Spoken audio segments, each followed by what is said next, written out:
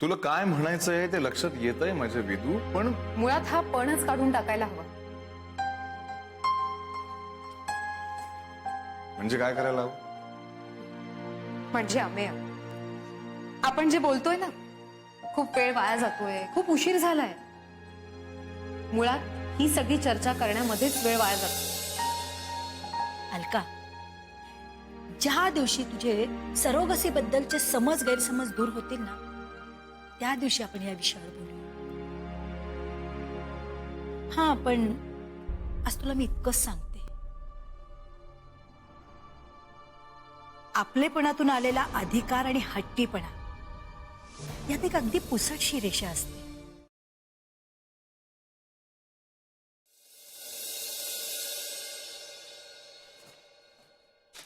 मन्या, हो मनोहरराव.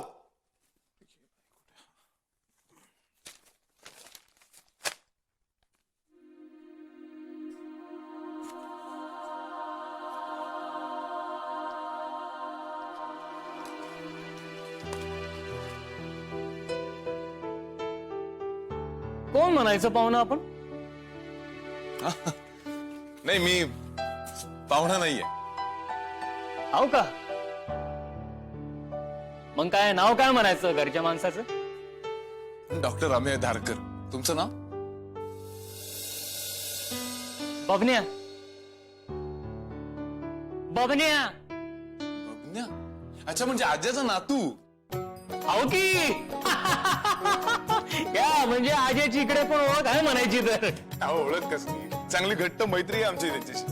कुठे आहेत, कुठे बाहेर गेलेत का? त्या आज्याला मी हजारदा सांगितलंय, बायांवानी स्वयंपाक घरातली कामं करू नको. माझा आजा बात ऐकत नाही. आता मी कुकर लावूनच बाहेर गेलाय. रोज रोज जर हे असंच होत राहिलं ना, तर म्या तुम्हाला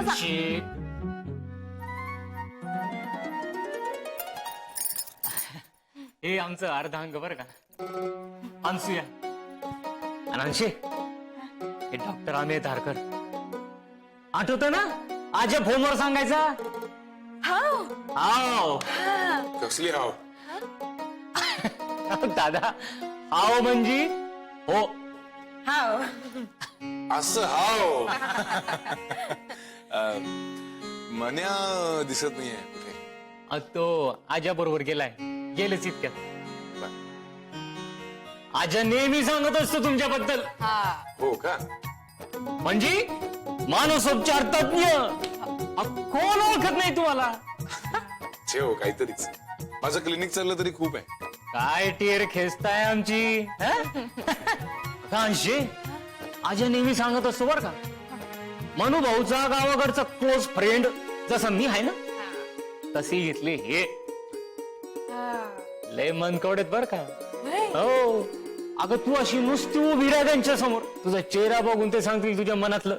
अगं बाई, हवं तो बिरा ना 2 मिनिटं. ये. नाही नको, ठीक आहे. हो का? हाव. अंशे, तुला म्हणून सांगतो, माणसातला देव म्हणतात ना, ते हेच बर का. अगं बाई, शे,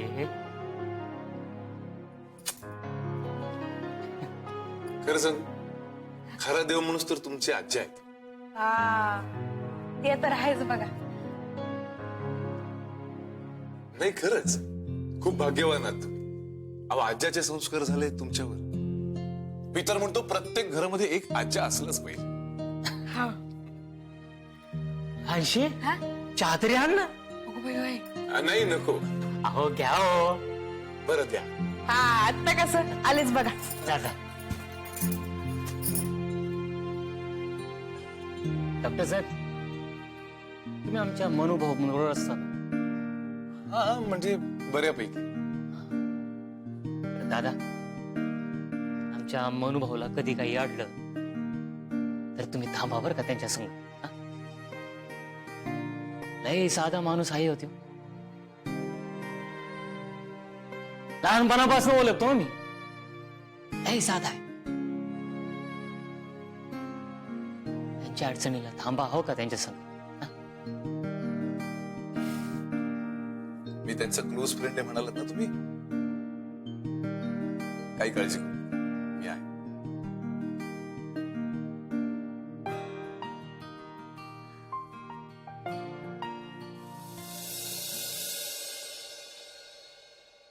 की मनूनी सुखी असावं, त्याचा आनंदी संसार असावा. मी काही वाईटावर नाहीये त्याच्या.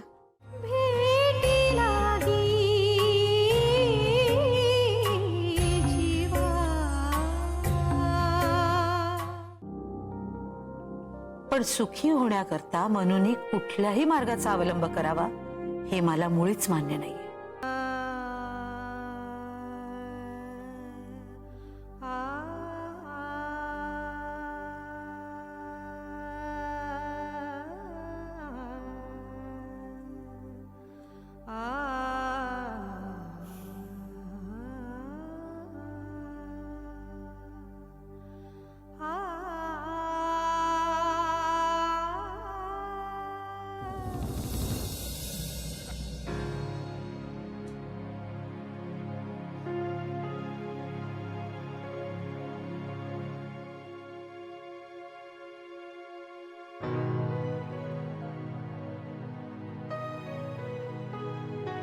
कामात आहेस का मनोभाऊ?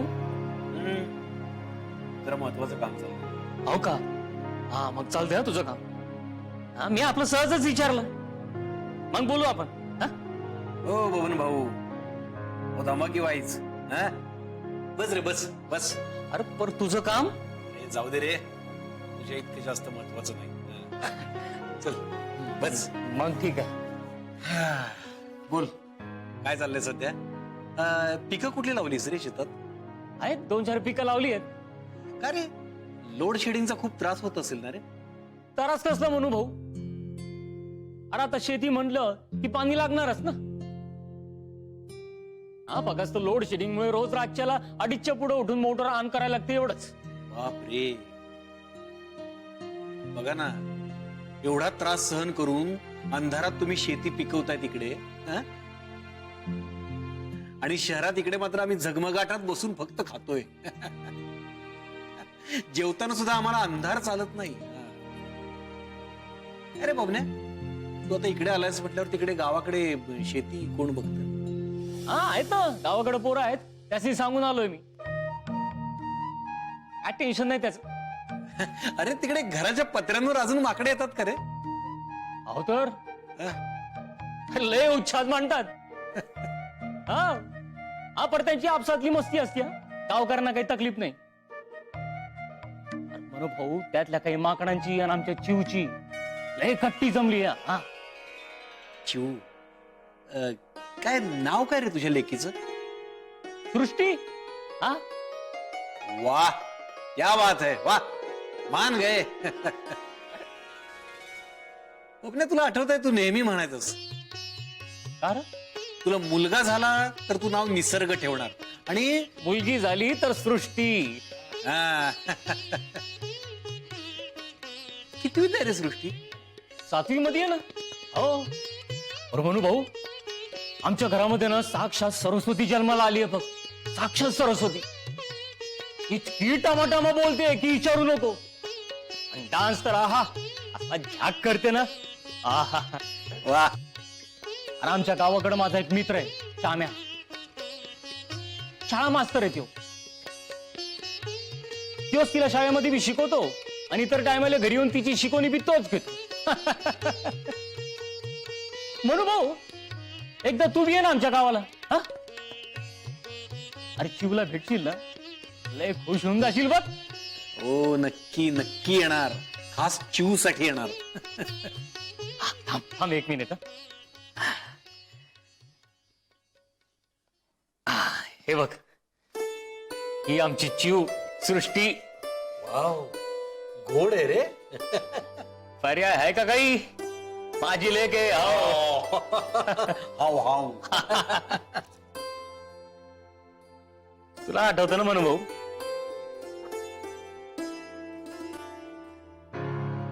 आमची आई गेली, मुलांना बी वारले, लय प्रयत्न करून बी माझ्याच्यानं काहीच होईना. घरामध्ये पुरेसा पै काय बी नव्हता. त्यात आमची अनसुया पोटूशी. काही सुचणार आहे मला काय करावं. एकदा तर राज्याला गाव सोडून निघून जाणार होतो. त्याच राज्याला आमच्या घरात आमची जीव आली, तिचा जन्म झाला. आणि तेव्हापासून ना समधी परिस्थिती बदलली बघ. मी शेतावर बी लक्ष घातलं, लय मेहनत केली. आणि जे काही समजा आधुनिक तंत्रज्ञान असेल ना, ते समजा वापरून सनी शेतीचा लय विकास केला, लय भरभराट केली. कोणा कधीच मागं वळून पाहिलं नाही मी. अनुभव आमची ही जीवन असते ना, हे बी नसतो. तिला ना लय लय शिकवणार बरं का मी. हा, लय लय मोठं करणार आहे. अरे अख्ख्या गावाला तिचा अभिमान वाटला पाहिजे, एवढी मोठी होणार बघ आमची चिव. अरे तिच्यासाठीच तर मी राबतोय ना शेतामध्ये. मला सांग, एक बाप म्हणून मी आणखी काय करू शकतो का? हा, खरंय अभिनय, तिला खूप शिकव आणि तिच्या भविष्यासाठी तुला काहीही मदत लागली माझ्याकडून तर अर्ध्या रात्री मला हाक मार, मी येईन तिच्यासाठी.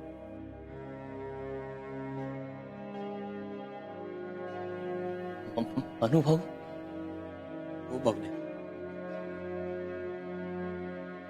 कारण बाप असणं म्हणजे नक्की काय असतं याची फक्त कल्पनाच करू शकतो.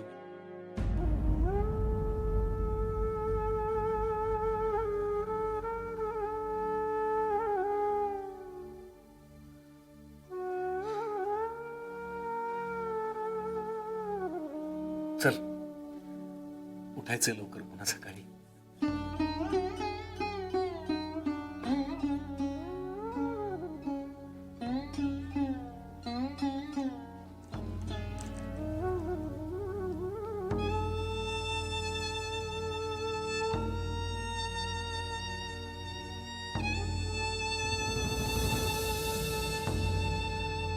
कारण बाप असणं म्हणजे नक्की काय असतं याची फक्त कल्पनाच करू शकतो.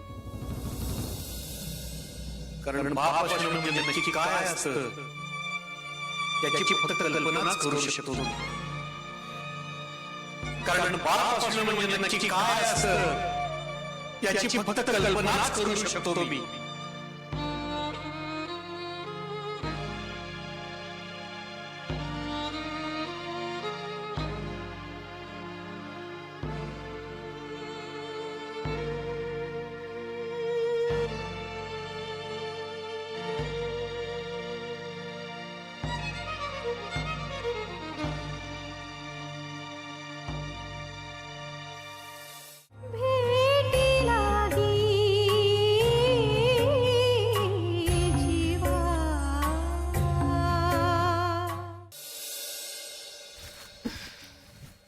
ऐक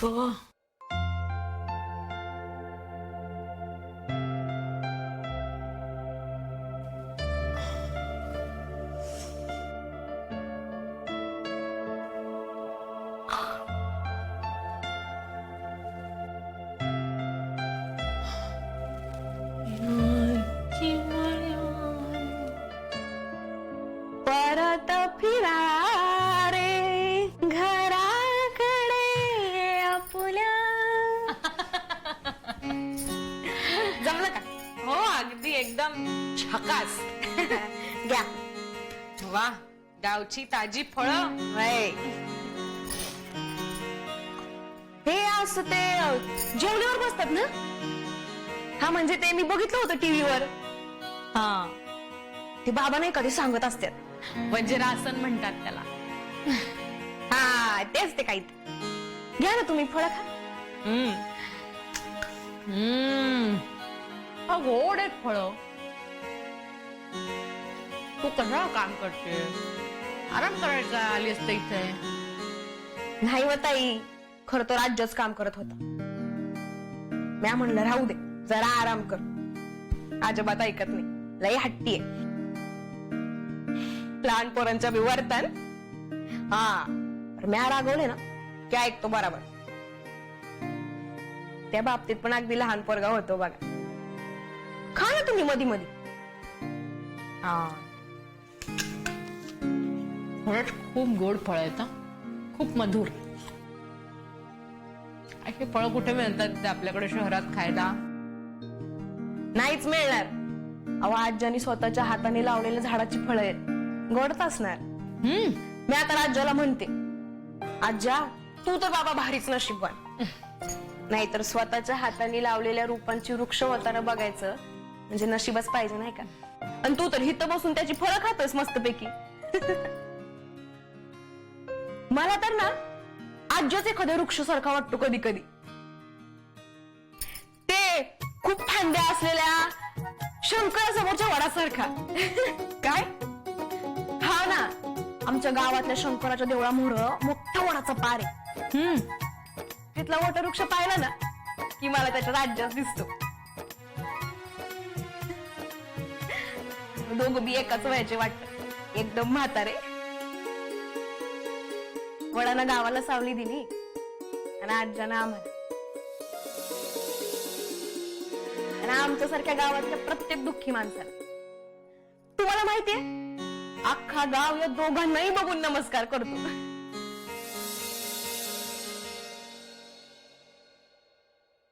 अरे तुझी आठवण काढली नाही चिवणा असं एक बी दिस नाही गेला बघ. अख्खं घर नुसतं डोक्यावर घेऊन ठेवलंय. मी तर यांना सांगून सांगून थकले, आज्याला बोलवा निरोप धाडा, पर नाही. मग शेवटी आम्हीच इकडून निघून आलो. मग चिवू कुठे? कोणती माऊली असं जिने एवढा मोठा त्याग केला? कसं आहे ना आजा, सरोगसीच्या केसमध्ये सरोगेट मदर कोण आहे हे त्या बाळाच्या आईबापांना कळूच दिलं जात नाही. म्हणजे ऑप्शनल असतं खरं तर ते, पण मेडिकल एथिक्स म्हणून काही गोपनीयता पाळाव्या लागतात. एवढा मोठा त्याग करायला त्या माऊलीच्या काळीत कसं काय तयार झाला असेल?